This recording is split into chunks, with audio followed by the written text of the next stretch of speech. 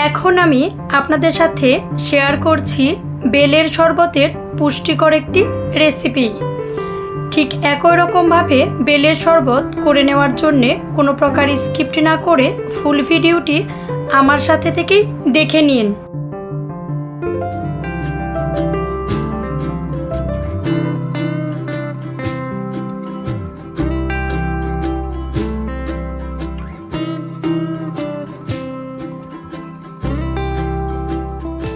বেলের শরবতের এই রেসিপিটা করে নেওয়ার জন্য আমি বড় সাইজের একটি বেলি বেল নিয়ে নিয়েছি। সবটা বেল অবশ্য আমার লাগবে না। আমি প্রথমত পরিষ্কার জল দিয়ে বেলটা খুব ভালো করে ধুয়ে মুছে নিয়ে নিয়েছি। বিশাল সাইজের এই বেলটি আমি ভালো করে দুই ভাগ করে নিয়ে নিয়েছি। সবটা বেল কিন্তু আমার লাগবে না, আমার ঠিক যতটা দরকার আমি ততটাই নিয়ে নিব। দুই ভাগ করে নেওয়া বেলের দুই অংশ থেকে আমি চামচ দিয়ে আমার ঠিক যতটা দরকার আমি ঠিক ততটাই তুলে নিচ্ছি।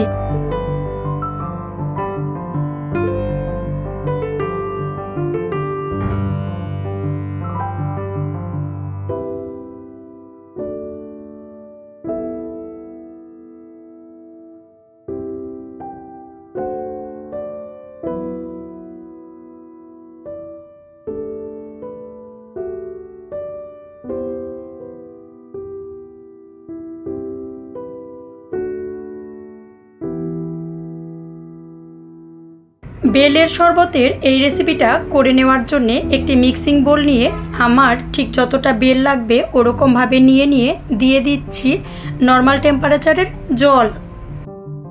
বড় সাইজের এই বেলগুলো কিন্তু খুবই সফট হয় আর খেতেও খুব বেশি টেস্টি হয়। বেলে জল দিয়ে নেওয়ার পর আমি হাতের সাহায্যে বেশ ভালো করে মিশিয়ে নিচ্ছি আর ছুবড়াগুলো আলাদা করে নেওয়ার জন্যেই হাতের সাহায্যে খুব ভালো করে জলের সাথে মিশিয়ে নিচ্ছি। বেশ অনেকটা সময় নিয়ে খুব ভালো করে মিশিয়ে নিয়ে বেলের ছুবড়াগুলো আমি আলাদা করে নিয়ে নিচ্ছি।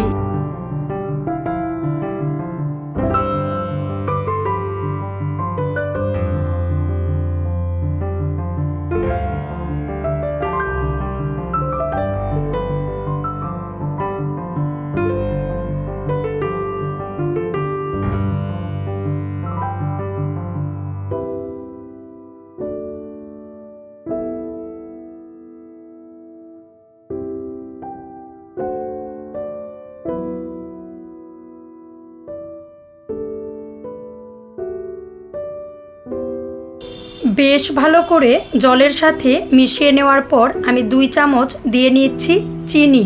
চিনি জিনিসটা যত কম খাওয়া যায় ততই ভালো। আমি 2 চামচ দিয়ে নিয়েছি আর এই বেলটাও কিন্তু খুব বেশি মিষ্টি ছিল। ইচ্ছা করলে চিনি ছাড়াও খাওয়া যেত।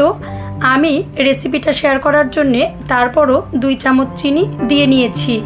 চিনি দিয়ে দেওয়ার পর বেশ ভালো করে মিশিয়ে নিচ্ছি। বেশ ভালো করে মিশিয়ে নিয়ে আমি সার্ভ করার জন্য একটি গ্লাসে দিয়ে নিয়েছি। ইচ্ছা করলে ঠিক এই অবস্থায় 2 টুকরো বরফ দিয়ে সার্ভ করতে পারেন, কিন্তু কোনো প্রকার জুস সার্ভ করার সময় বেশ আগেই বরফটা মিশাতে যাবেন না, এতে জুসের মিষ্টি ভাবটা নষ্ট হয়ে যায়। অনেকেই কিন্তু বেলের শরবতটা ব্লেন্ডারে করে নেয়। বেলের শরবতটা বেল বীজ সহ ব্লেন্ড করতে নিলে কিন্তু তিতো হয়ে যায়। তার থেকে একটু সময় নিয়ে হাতে ঠিক এরকমভাবে করে নিলে খেতেও খুব বেশি টেস্টি হয়।